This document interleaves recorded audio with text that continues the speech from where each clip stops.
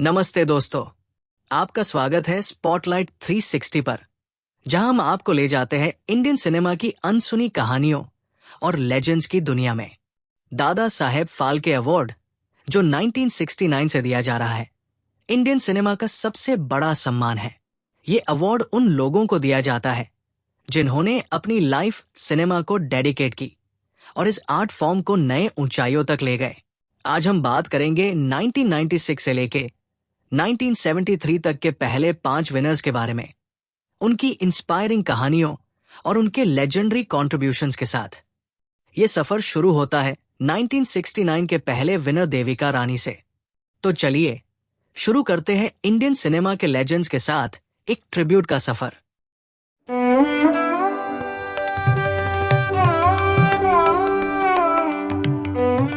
Devika Rani, 1969, the first lady of Indian cinema.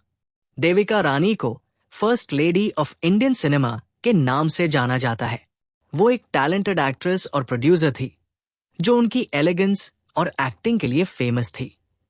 1933 में उन्होंने Karma film से डेब्यू किया, जो एक बाइलिंगुअल फिल्म थी जो हिंदी और इंग्लिश दोनों में बनी। उनकी परफॉर्मेंस ने इंटरनेशनल अक्लेम भी जीता। उन्होंने अपने हस्बैंड हिमांशु राय के साथ मिलकर बॉम्बे टॉकीज की शुरुआत की, एक प्रोडक्शन हाउस जिसने इंडियन सिनेमा को नए एक्टर्स दिए, जैसे अशोक कुमार। बॉम्बे टॉकीज ने इंडियन फिल्म्स को प्रोफेशनलिज्म और स्टैंडर्डाइजेशन सिखाया। देविका रानी ने न सिर्फ एक एक्ट्रेस के रूप में बल्कि एक विजनरी प्रोड्यूसर के रूप में अपना नाम अमर कर दिया। वो अपनी फिल्म्स में स्ट्रॉन्ग फीमेल कैरेक्टर्स को प्रमोट करती थी, जो उस वक्त के लिए एक रेवोल्यूशनरी बात थी। 1969 में उन्हें पहले दादा साहेब फाल्के अवार्ड से सम्मानित किया गया, उनकी आउटस्टैंडिंग कॉन्ट्रीब्यूशंस और डेडिकेशन के लिए। उनका नाम आज भी इंडियन सिनेमा के गोल्डन एरा का एक अमर चैप्टर है। बीरेंद्रनाथ सिरकर, 1970, द स्टूडियो पायोनियर।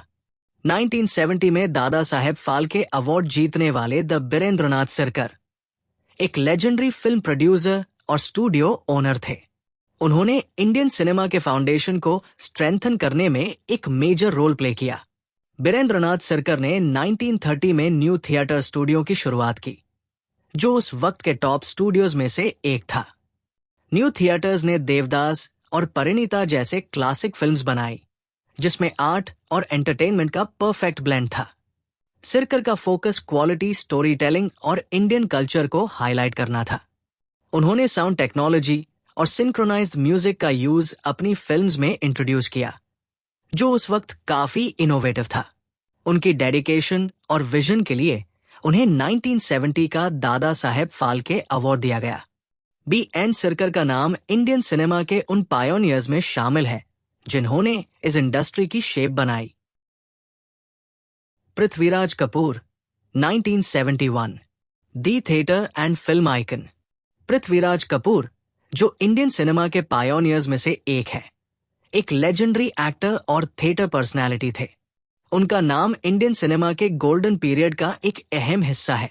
उन्होंने 1929 में साइलेंट फिल्म से अपना करियर शुरू किया और आलम आरा जैसे इंडिया के पहले टॉकी फिल्म का हिस्सा बने।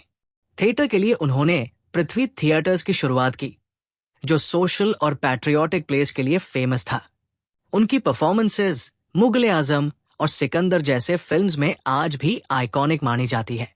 पृथ्वीराज कपूर सिर्फ एक एक्टर नहीं, बल्कि एक मेंटोर और इंस्पिरेशन थे अपने जमाने के आर्टिस्ट्स के लिए। 1971 में उन्हें दादा साहेब फाल्के अवार्ड मिला, जो उनकी एक्टिंग, थिएटर और इंडियन सिनेमा में उनकी सर्विसेज के लिए एक ट्रिब्यूट था। Pankaj Malik, 1972, the musical Maestro.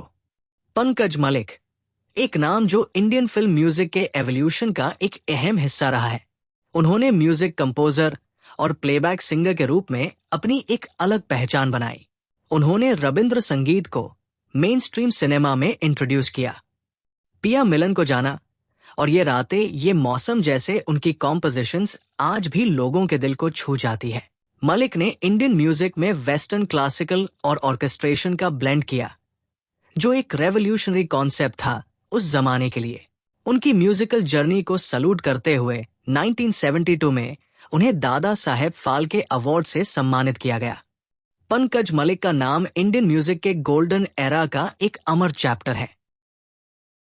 Ruby Myers, also known as Sulochana Devi, 1973, the silent screen queen. Sulochana यानी रूबी मायस इंडियन सिनेमा की पहली फीमेल सुपरस्टार्स में से एक थी। वो एक साइलेंट फिल्म एक्ट्रेस थी जो अपनी ग्रेस और पावरफुल स्क्रीन प्रेजेंस के लिए फेमस थी। उन्होंने अपने करियर में अनारकली, माधुरी और इंदिरा बीए जैसे आइकॉनिक साइलेंट फिल्म्स में काम किया। उस वक्त एक्ट्रेसेस के लिए एक्टिंग करना एक टैबू था, लेकिन सुलोचना ने अपने टैलेंट के जरिए इस स्टेरियोटाइप को तोड़ दिया। 1973 में उन्हें दादा साहेब फाल्के अवार्ड मिला, जो उनके एक्सेप्शनल कंट्रीब्यूशन को एक्नॉलेज करता है। रूबी मायस का नाम आज भी साइलेंट एरा की एक शाइनिंग स्टार के रूप में याद किया जाता है। तो दोस्तों, ये थी कहानी दादा साहेब फाल्के अवार्ड्स के पहले 5 विनर्स की। इन लेजेंड्स ने अपने पैशन और टैलेंट के जरिए इंडियन सिनेमा को एक ऐसी लेगेसी दी जो हमेशा अमर रहेगी। आपको कौन सा विनर सबसे ज्यादा इंस्पायरिंग लगा? हमें कमेंट्स में जरूर बताएं। अगर आपको ये वीडियो पसंद आई तो लाइक करें, शेयर करें और हमारे चैनल स्पॉटलाइट 360 को सब्सक्राइब करना ना भूलें। मिलते हैं अगले वीडियो में एक और एक्साइटिंग टॉपिक के साथ। तब तक के लिए take care and keep celebrating cinema.